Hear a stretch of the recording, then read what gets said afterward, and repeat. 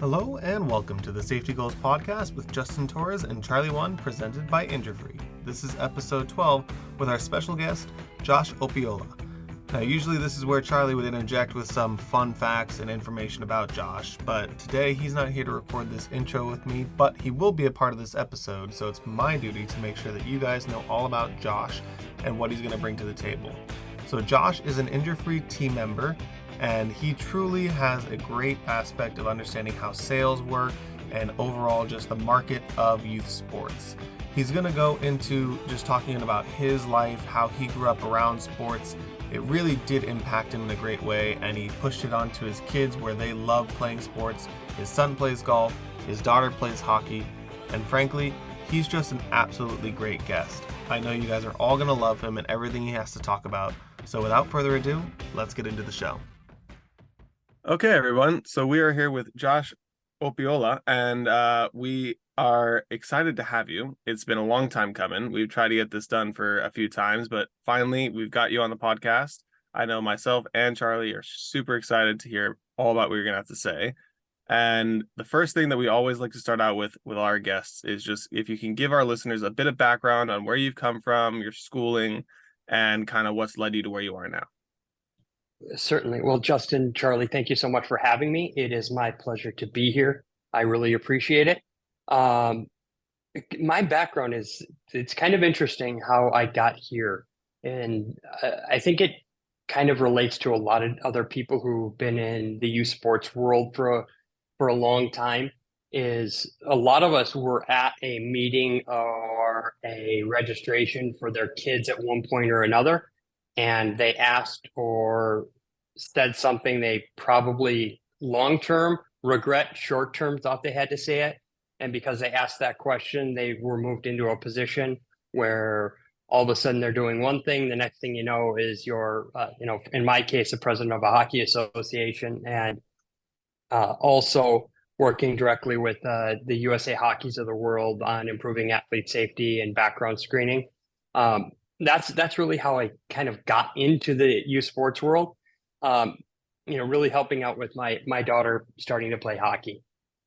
My background in schooling is kind of interesting. I went to school at St. Cloud State University here in Minnesota. I went to school for political science and history with an emphasis in philosophy, and look at me now. So it's kind of funny.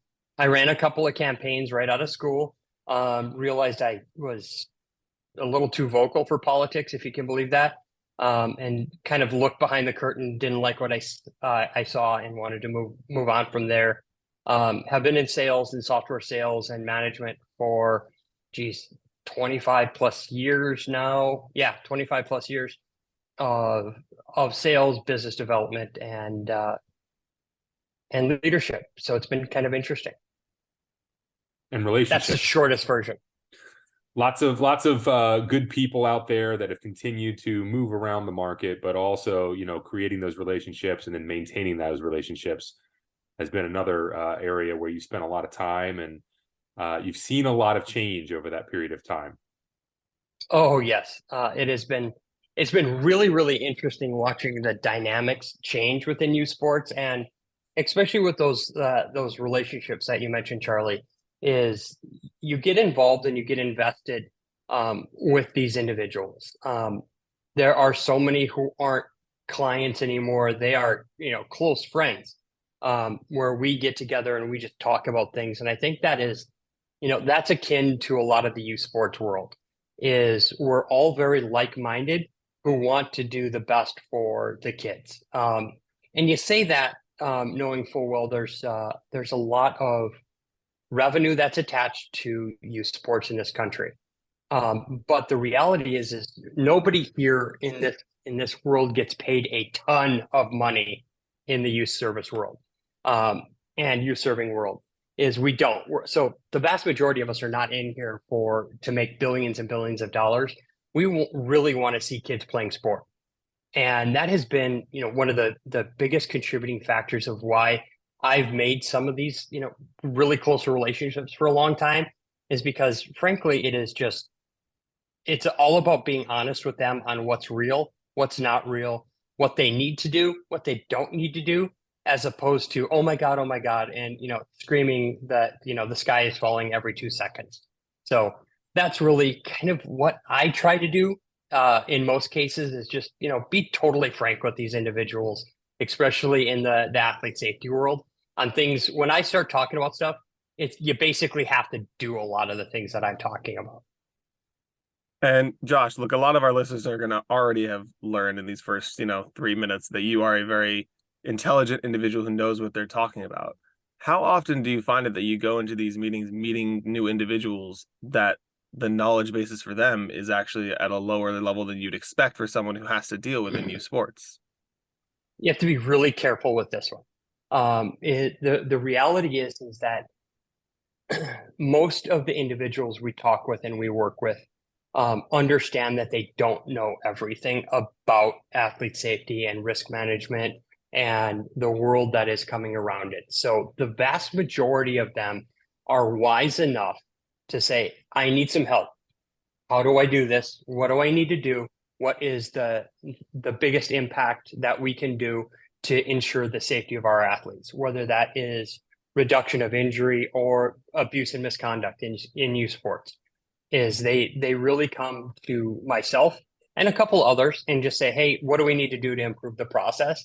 But there are the ones that are out there that, and this is akin to every single industry in the world, is those who think they know everything are the ones that are usually the most dangerous.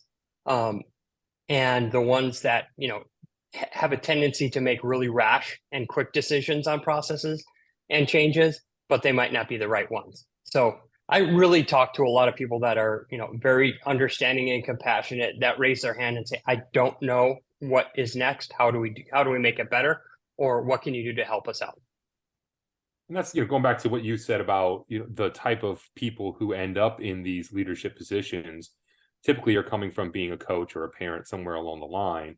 And so it's not like it's no fault of their own that they're not versed in the ever-changing world, because there's so much noise, right? I mean, there's been a lot of market and industry shifts over the last 20 years that really have made it difficult to navigate and keep up with, most of them on a regulatory aspect. I mean, we've seen a ton of new laws, not just federally, but state level, that are very difficult to keep up with. And so these folks, when they're coming to these volunteer positions or, they're paid positions, but under-resourced, it can be confusing. And that's where, having a trusted partner like yourself, somebody who has been in a space, helps make those difficult decisions along the way. But I mean, providing the guidance and helping them clear that noise away, I suspect has got to be a big part of the conversation. It really is, Charlie. And that's why these individuals, they'll call and say, okay, we just heard about XYZ. Is this something that's real? Is that something that we don't need to do right now? Or is that coming down the pipe? One of the biggest changes that we've seen so far with the implementation of the Safe Sport Act of 2018 is the ever-changing environment there, and how it is implemented and at what levels it's implemented. When the law was passed, it was really directed at the USOPC, or the United States Olympic and Paralympic committees, and all of the national bodies underneath the Olympics. So that in turn garnered a lot of confusion and a lot of uncertainty for organizations like an AAU of the world, a Little League Baseball of the world. Do they have to be a part of this? Are they not part of it? If you're traveling interstate, now does interstate mean if I'm on an interstate highway, or does it literally mean I've got to cross state borders? Those types of questions, those types of concerns that, the astute leader within these organizations are raising their hand saying, all right, I need some help on this. What do we need to do? And, the law says one thing. Do we have to do what the law says because we're not part of this? And helping these organizations navigate this, ever-changing minefield I absolutely love to do what I do, because I'm helping people out, kind of, get rid of a lot of the gray area that's out there. And especially with the Safe Sport Act, it's been so incredibly gray. But I think, as things progress, everything is slow. I always joke around that everything is between a 3 and a 5 year plan out there. So we're at the 5 year level for the Safe Sport Act being done. There's going to be more and more changes on what's going to happen and how it's going to be implemented from the top down. That's going to include far more than just the Olympic body and Olympic movement or sports. Sports are in full swing 24/7, which means athletes are bound to get injured. Luckily, there's InjureFree, a software platform used by youth sports organizations and schools that was developed to help coaches, parents, and administrators communicate injuries that occur and ensure a safe return to play. These sports safety networks are essential for sports teams working to provide the safest possible environment for their families. For more information or to schedule a demo, please visit www.injurefree.com. That's www.injurefree.com. Yeah. Josh, I got to ask the question. I mean, when you think about these types of organizations, and we're talking about state level governing bodies or, even national governing bodies, you would think that there would be resources other than Josh Opiola out there for them to turn to, right? Why is it that there's such a need for you to play that role in this market? Why if there's federal legislation, why isn't there federal support for our governing bodies? Well, I think that's a phenomenal question, and it is literally probably the $20 million question. And I say $20 million because of budgets for the Center for Safe Sport. There are others that are out there doing these things, but they haven't been ingrained in it quite as long. And the federal government has not come down to that state level yet to say, hey, this is what's going to be implemented across the board for all youth serving organizations. And we talk about these things, and it's like, it is not just youth sports that are affected by this. We have to start thinking about the term youth serving organizations. So YSOs, not youth sports organization, youth service organizations. So we've got, especially with how the Safe Sport is being implemented and that the Safe Sport Act is being implemented, by its term, it is sport. Sport is involved in there. But I think we're going to see some changes coming up quickly. That is going to be more of a youth serving. Organizations have to do a lot of these different things. And, the government right now is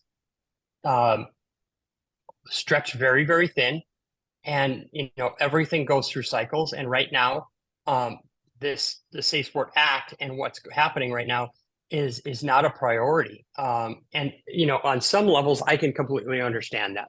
I can understand that this isn't a priority because, frankly, at the federal level, it really shouldn't be a priority. I mean, there's other things that are bigger, grander, that are taking up a lot more time and headspace within this country that need to be addressed sooner than this. And that's where we can come in as an organization, where I can come in as an organization and help mitigate those gaps between what federal requirements are, what state requirements are, frankly, even down to some of the county requirements, is between now and when the federal government does decide to get in a little bit more involved. That's where we can really, really be a great resource to organizations to help them, kind of navigate this and help them navigate to making sports a safer place for everyone. Reducing concussions, reducing abuse and misconduct, overall injury management. That's where we can come in to really address those gaps that are out there. Because I'll tell you, the idea of the Safe Sport Act is absolutely brilliant. It was far, far well overdue. And we can all attest to the overdue nature of it. But how it was written, it was left far too many gaps and far too much gray area. And we just have to fill those gaps as best we possibly can until the resources are available to do so. And we've seen that in the past too with this type of legislations, like the concussion laws, where everybody was rubber stamping the Zach Lightstep law out of Washington, but it wasn't applicable to youth sports or certain demographics. And so now we're still seeing reform on that legislation. It was the right thing to do, but it wasn't implemented in a thoughtful manner that was not customized, but personalized for each different state or region in those areas. So we can expect that to continue to happen. But we still don't see resources being written into those pieces of legislation. So there's no support. There's just do this, and everybody's kind of left saying, okay, but how? And that's kind of where we come in a larger picture, is to be able to provide and offer those types of solutions. so that organizations have that. But, going back and looking back at your career though, and kind of the time that you've spent in this space, why is it you find yourself here in this market? Why do you find yourself in the position of a service provider, given the landscape?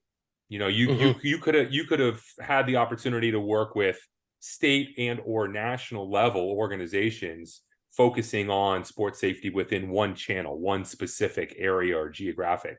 And here you are on the other side, the outside, quote unquote, of these organizations, working to solve and provide solutions, but still acting as that resource. So why is it that you're here and not inside the machine trying to fix it from within? Yeah, that's a loaded question. Well, the bureaucracy of getting anything done within these organizations is very complicated.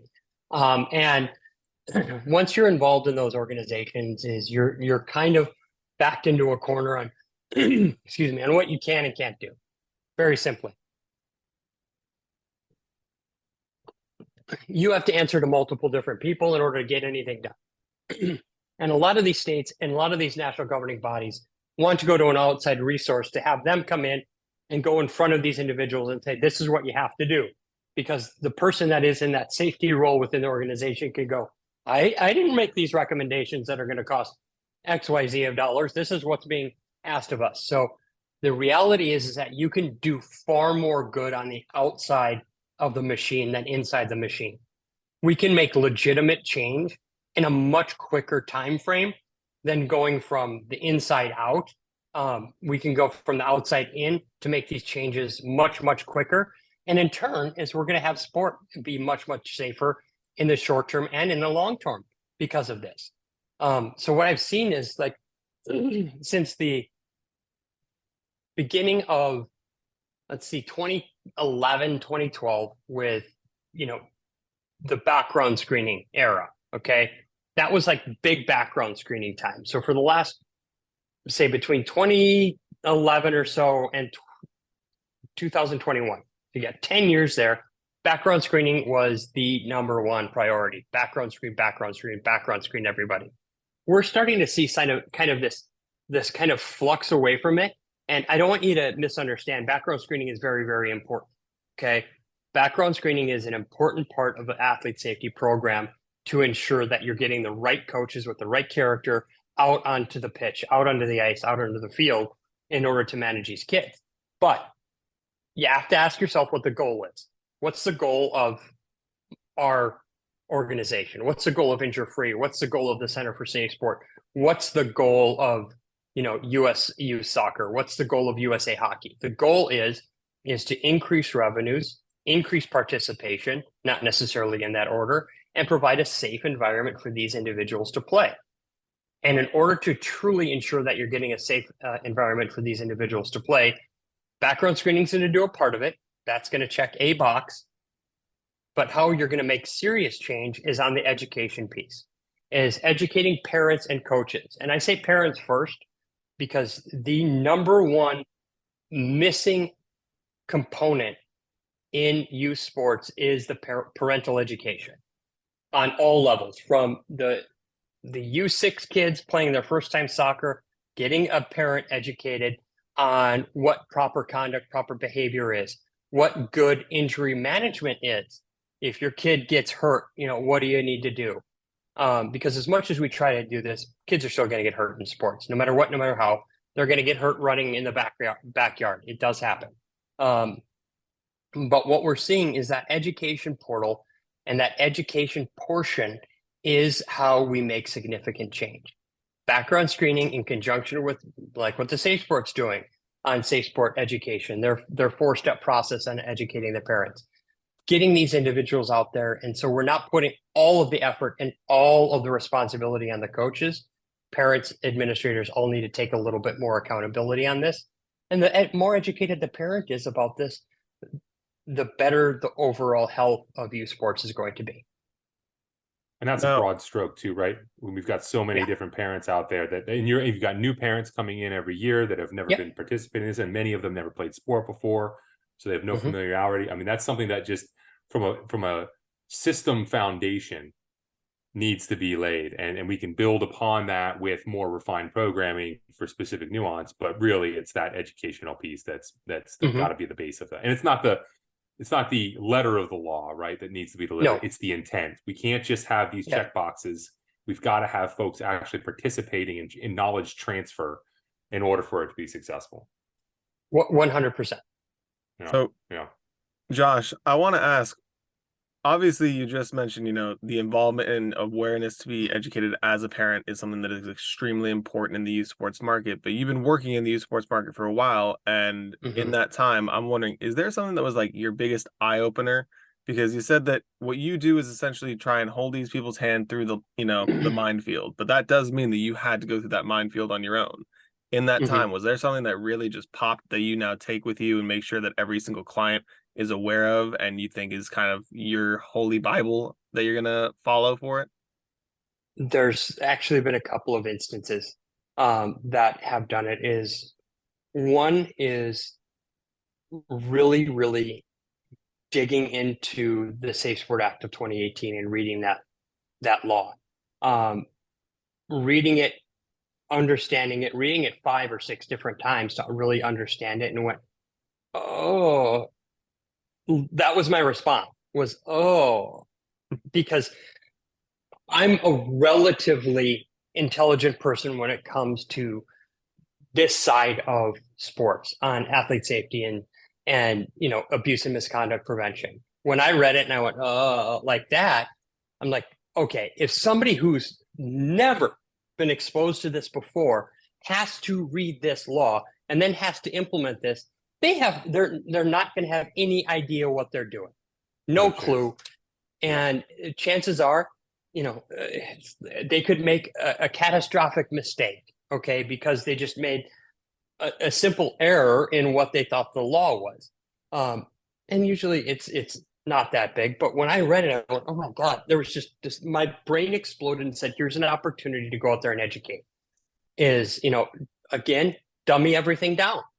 Dummy it down to make sure that, everyone, regardless of education, can understand why this was written, how to implement it, and what the heart of the law was.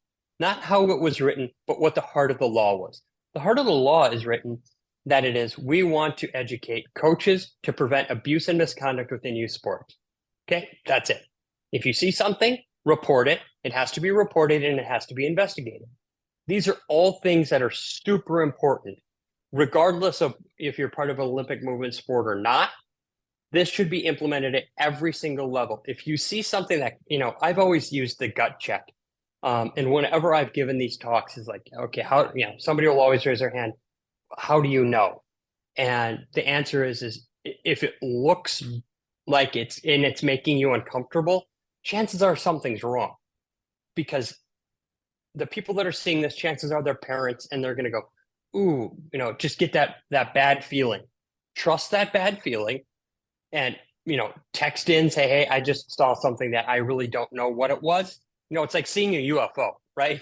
It's like, I saw something up in the sky. I don't know what it was, but it was moving really fast. But you're still going to make you wonder. So document what you saw, send it in, and worst case scenario, nothing happens. And there was no fault. Kind of next to worst case scenario, best case scenario, is that, oh, you did see something. It was inappropriate conduct, inappropriate behavior. Guess what? You can now investigate this, and you have now stopped something that could have went on for generations, years, months, years, or generations within some of these individuals, that you have now stopped something.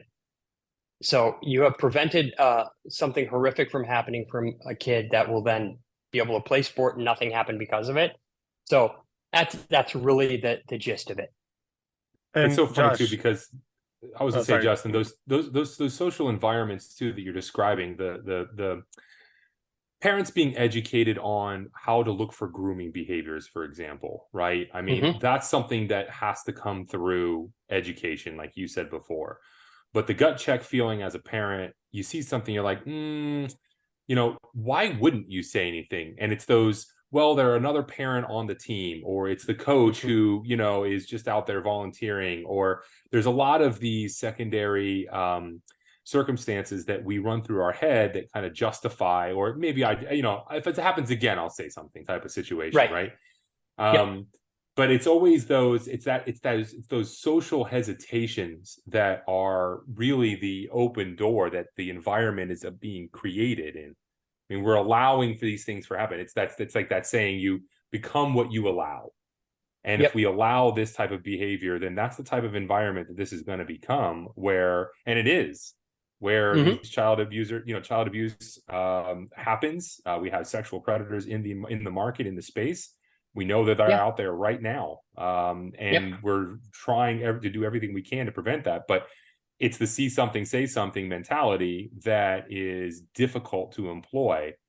But how would you suggest creating that culture? What is that culture of transparency, and how do you create it that allows, for the saying something and being wrong and being okay, and that's okay, right? Mm-hmm. Yes. So it is, again, back to the process of getting these things started. And during these conversations is, if I'm going to give a talk at an event, and it starts with one individual seeing something, saying something, and then it will continue to move forward. But how do you get that one individual to do it? Because just like you said, Charlie, chances are that's the coach of your kid, right? That's the coach of your kid. If I say something, oh my God, what if what if it's just innocuous? What if it's not? What if it's, all these questions? And then it goes to, if I say something, my kid's not going to play anymore. It's going to get out that I said this. I mean, these are real things, and when you say it out loud, it sounds absolutely like you're a lunatic. But this is what's going through parents' heads: is if I say something, my kid might not be able to play. Or if I say, what if I'm wrong? I don't want to hurt this guy's career and his livelihood or anything. Here's the answer: is what if what you see is really what it is? How can you in turn live with yourself knowing you weren't able to stop this, and you had the ability to stop it and you did not? That's where it comes down to it. That's the conversation you have. And it does take time for this, in that type of environment, to start roll forward. It's like, I always laugh. It's like you go onto the Facebook, if you've got a HOA or anything like that in your neighborhood, everyone is willing to say whatever the hell they want about somebody not picking up their dog poop, right? Right. But if you see your kid, being grabbed by the arm and pulled behind the shed or something, or if you see somebody else's daughter being grabbed and pulled behind a shed, you don't know who's pulling that person behind the shed, but it doesn't feel right. No, it doesn't look right.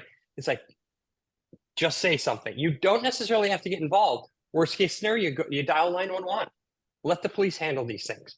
Let them do it. It's okay to be wrong in these scenarios, because it's the best time and best opportunity for you to be wrong, because no human being that has any sort of soul whatsoever wants to see a child get hurt, either physically, emotionally, sexually, period. You just don't want to see it.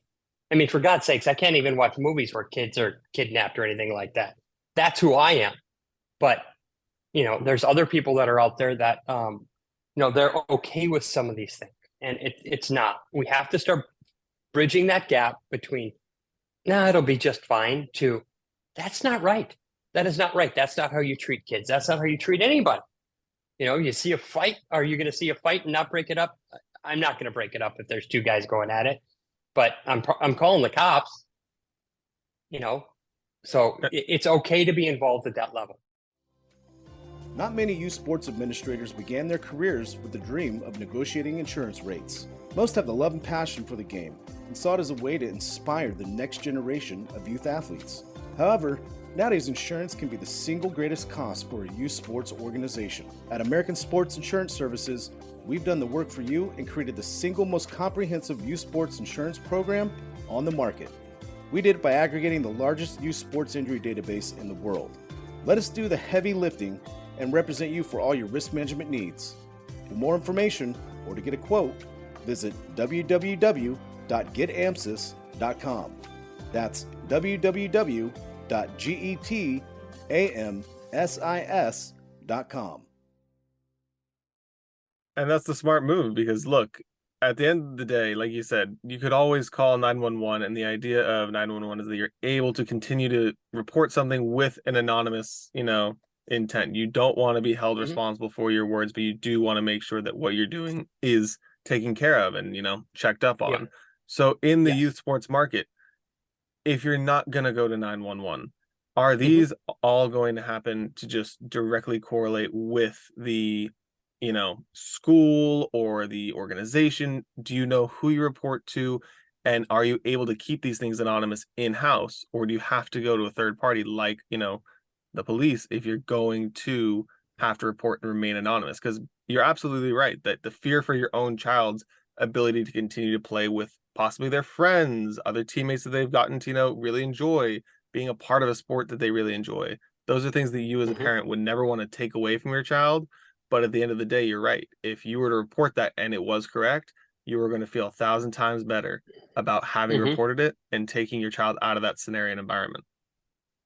So when this is all said and done, isolate what you just said, because what you just said, if it's in any other environment outside of youth sports, it would be absolutely, I'm calling the police. Absolutely, I'm doing this. There is no question if I saw some kid getting think about it this way. You're driving down the street and you see some kid get grabbed and pulled into a van. Are you not calling the police if you see this? Okay. Why would it be any different that you're out on a baseball field and you're watching a kid get pulled behind the dugout and he hit, he screamed and yelled at, pushed to the ground, all those types of things? Why is it different? It's not, right? It's not different. And at no point in our society should it be considered different. Is you're still harming a child, period. Now, where do you go to report these things? This is also part of where the Center for Safe Sport and the Safe Sport Act there's been gaps, and there have been big gaps because within the law it says you have 24 hours to report something, period. You must report within a 24-hour period, or you could be held accountable for this. If you see something, you've got to report it within 24 hours. And then everyone's hand goes up and goes, where? Well, anywhere. And well, anywhere is pretty big. Anywhere is a big space, right? So do I call the police? Do I call um the president of the association? Do I call a safety coordinator? Do I call this? Do I call the coach? Do I call another coach? Do I call an assistant coach? The list goes on. You So know, there have been some problems with that. you bring up a really good point just in general that, a lot of different scenarios can happen and arise from these, but the best thing is to be cautious. When it comes Yeah. to abuse, you mentioned that, a coach could possibly lay a finger or hit or harm their player. But abuse doesn't just have to be physical. It can be verbal Mm. and mental. And we've seen a huge change in recent years, not only just in sports, but in one of the most harsh environments in all of, the US is being in the army, probably. They no longer are Hmm. going to curse at you and break you down to demoralize you and not make you a human and just tell you how it is. They understand that that can be detrimental to someone's progression and development in whatever program they're at. So, have you seen, as of maybe the last 5 years, abuse being taken not just as physical abuse, but as mental and verbal abuse towards players Oh and yes. personnel? Oh yes. Yes. I mean, as Charlie and I could probably attest better than you, Justin, is that back in our day, it was a whole different animal. Um, it was a much different animal back, 30, 40 years ago. And just the war stories. Um, Yeah. I played hockey growing up, and we'd have coaches shooting pucks at you and things like that. And um, standing on the boards, they'd shoot pucks at you and yell and scream and swear and all this kind of stuff. As you look back and you go, "Oh, those are the great memories." You look back after 40 years and they're kind of funny, but you really think about it, like as a 10-year-old kid, you're sitting there going, goddamn coach is shooting hockey pucks at us, Right. and trust me, our gear wasn't nearly as good as it is today. You can't do those things. And, you know, you can toughen kids up without shooting hockey pucks at their heads. and you can make them stronger and mentally stronger by doing many, many different things. The intimidation factors have greatly decreased, and just, helping kids grow and achieve through positive reinforcement on occasion, but also understanding that there's penalties for, not following rules, not following direction. And, then it's going to come back to the parents' understanding of the same rules that they grew up. And, it's like your kid was 20 minutes late to a practice again. They're not starting. And then the parents start yelling and screaming at you. So the coaches are in a really odd position with this. But yeah, if you're being verbally abusive to kids, it's never in a good place to be. And those types of coaches should not be out there doing the same things, because it has just as much of a negative effect on a kid's psyche and ability to grow and achieve what they want as they do as, physical abuse, if not more in some occasions. Yeah, and it's what you're describing too is a societal reflection. I mean, you would hope that people would be able to speak positively with adult to adult, but it also is a microcosm of we teach what we know. And in these volunteer positions at scale, youth sports relies on a large number of volunteer parent coaches who don't have a lot of formal training on athlete development, let alone child psychology, and ways to, be positive and get those same results. So we result on how we were coached. And there's that cycle, right? Verbally screamed at to run faster, hit harder, whatever it is, as opposed to, other opportunities. And to your point, you can still create mental toughness through tough situations and perseverance, but it doesn't have to be verbally abusive in order to be there. In fact, having more support is actually more, quicker learning experiences to get through those tough times. But I think it is also an understanding that when we enroll our children in these environments, there is an assumption that the organization is taking steps to create those safe environments, and that they are also creating this piece. But that hasn't always been the case, right? I mean, like you said, we've went through youth sports where it was definitely not an expectation. Nowadays, it's happening more and more, and we're beginning to see that train leave the station, that safety is becoming a differentiation in the market. And it's probably easy to see that. Where are we now in the industry, in your opinion, from a top of the pyramid NGB status down to your grassroots? Where do you see right now, how far down is safety becoming an everyday thing, where it's ingrained into the organization, they're implementing programs, you're seeing it as part of an operation? Or is it anywhere yet at that level? It's getting better than it was, 8 years ago. Okay, 8 years ago, it was, we got to do something here, and we better do something. And it was usually just to do an insurance. Insurance made us do background screening, so we got to do background screening. Now it is on the list of things. Probably, it used to be probably number 20 on the list of 20 things to do at the very bottom. I would say it's in the top 10 now.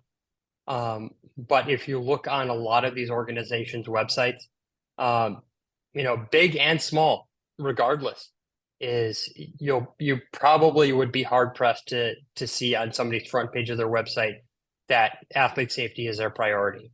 And those who do it, you're going to see a massive increase in participation. If they advertise, if they market that athlete safety is their priority, I have seen it. I've seen it grow from one of my good friends, Rob Connor at Babe Ruth Baseball.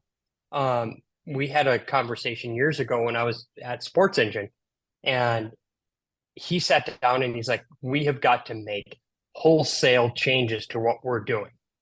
We're not going to put athlete safety and background screening and reporting on the back burners here. We are going to put this on the front page of our website and every one of our club's websites across the board, that athlete safety is our priority.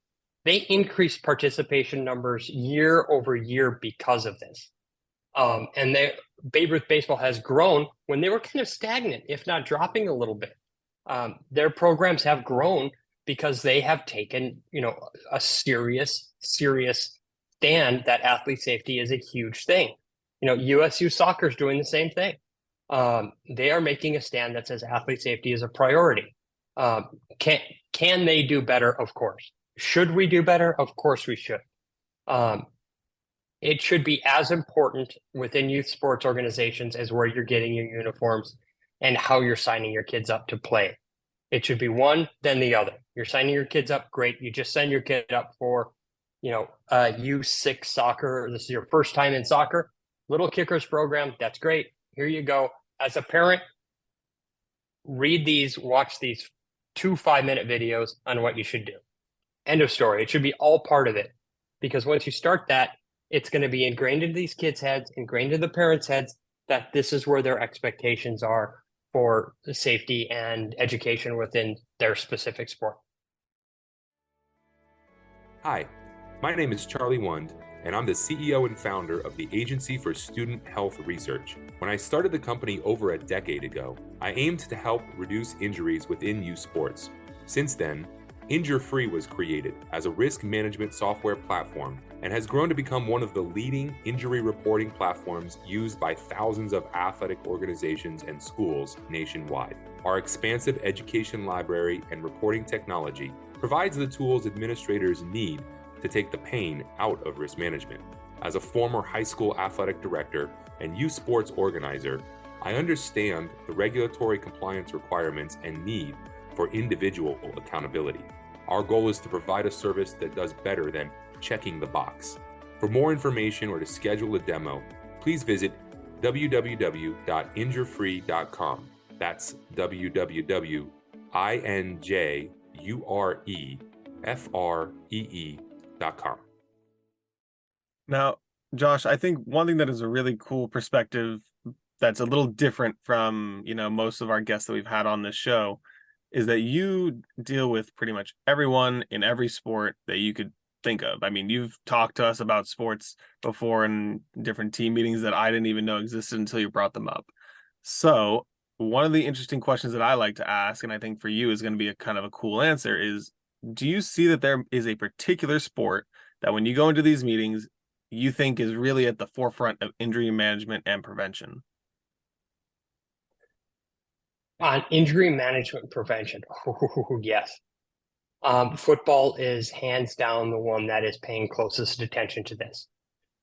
They are the ones that really, really understand that in order for their sport to continue and continue to flourish in this country, they need to pay super close attention to this and literally do whatever they possibly can to educate. And you're going to hear me say that a lot because it's educating about hitting, it's educating about tackling, it's educating about all these things that are going to in turn reduce injuries.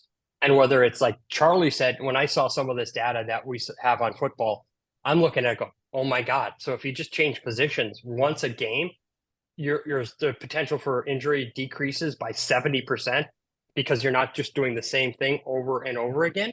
Like this is, the light bulb went on in my head and went, this is a great way to get kids, A, more experience playing multiple different positions, but B, reduce injuries because it's really hard in sports to get anyone. If you're an attacker in soccer, if you're a keeper in soccer, if you're a midfielder, if you are playing defensive end in football, if you're a right wing, what position do you play? Right wing. Okay. All you know is right wing. If you start to play left defense, you're going to learn an entirely different part of the game. And I think that also brings out this more education piece. And it's like, we can actually get parents to say their kids are going to play multiple positions and give the keys to the coach back and say, you don't have a choice. You're going to play, strong safety today. Never played strong safety. Well, enjoy, or right tackle. And you're, some 70-pound kid going against a 140-pound kid. And that's really probably won't last long, but that's a good point that you bring up, just being able to play different positions. Because look, of all the, 4 major sports in this country, football is the number one sport where the athlete in their professional career does not play the same position that they've played in either high school or their collegiate career.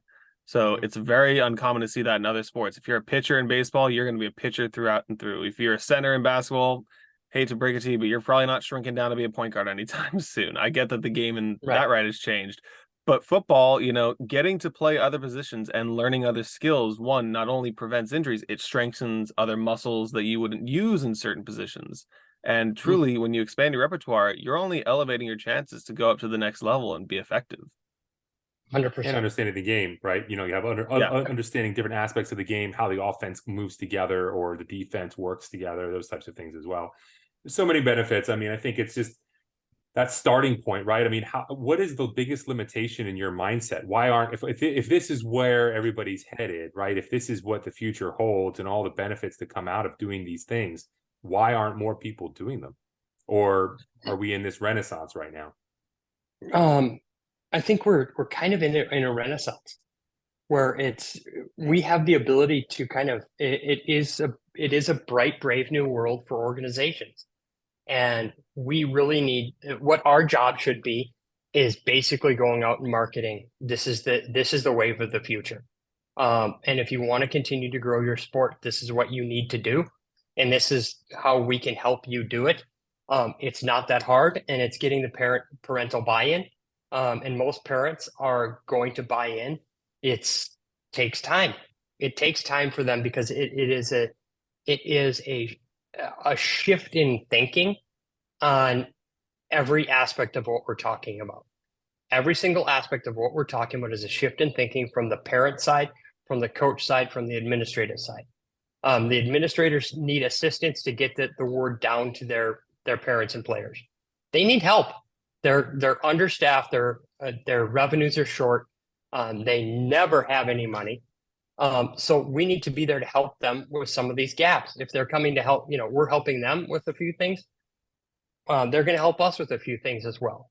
Doing the right things for the right reasons is usually not the easiest thing to do.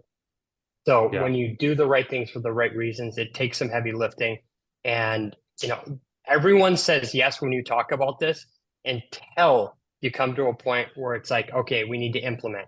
Then they go, ooh, how do we implement this? Everyone wants a safer environment, but how do we do it? And that's why, what we're doing at InjureFree is so cool, because we can help them implement and get the message out to all their parents and all their players that say, we got you. We have got you, and we're going to support you through this entire process. Yeah, if you roll out a safety initiative and you've got parents that are saying, I think this is a bad idea, those are probably parents in your culture you don't want, right? I mean, you're figuring out who those people are.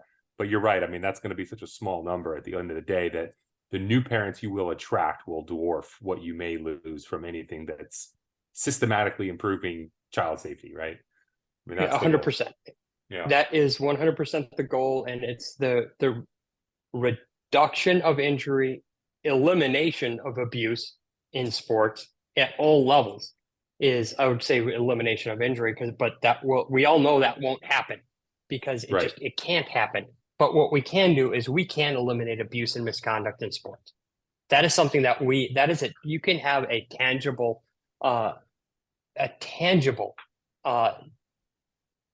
process in this and a tangible result here by eliminating, and make it a goal to eliminate abuse and misconduct in youth sports. Injuries, not so much, because things happen. But abuse and misconduct, we can eliminate abuse and misconduct in youth sports within the next 10 years. Easy.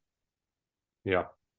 Well, I guess that's kind of a good segue to wrap things up and to kind of get your thoughts on the future.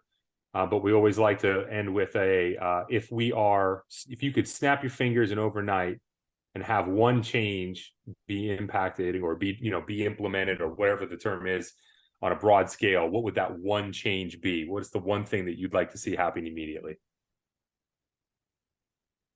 The elimination of text messaging, social media between parents, players, and coaches.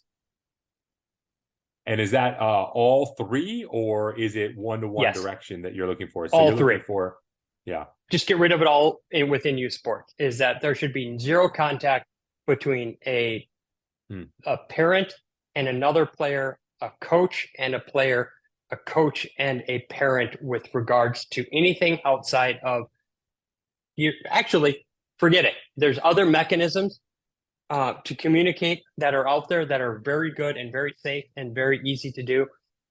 Kill all text messaging and social media within youth sports as a a process of communication between parent, player, coach. Done. Kill it all.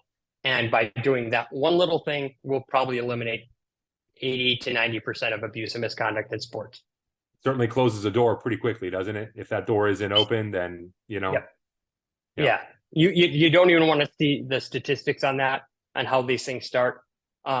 If more parents knew the statistics that are out there between a parent and a coach and a player communicating via text, and the correlation between them and abuse, or having some sort of inappropriate relationship happening, they would never, ever allow it.